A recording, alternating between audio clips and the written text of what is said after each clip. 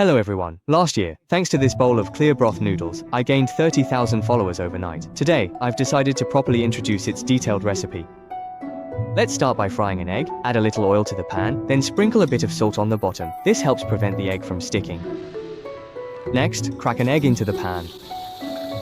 Use low heat and fry the egg until it sets.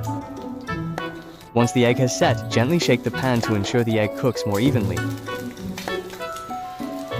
When one side of the egg turns golden, flip it over.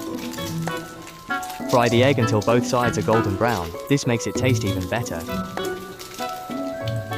Once the fried egg is ready, take it out and set it aside. Next, add an appropriate amount of water. Bring it to a boil over high heat. Once the water in the pot is boiling, add an appropriate amount of noodles. Stir a few times with chopsticks to prevent the noodles from sticking together. Cook the noodles until done.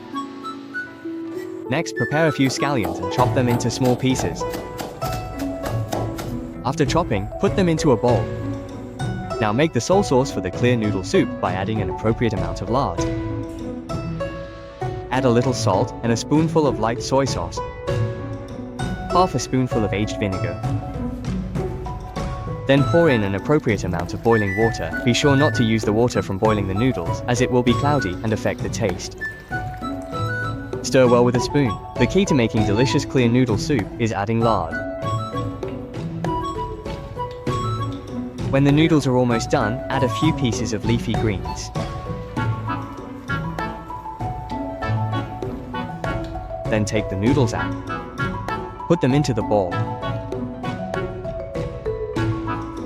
Add the lettuce. Add a poached egg.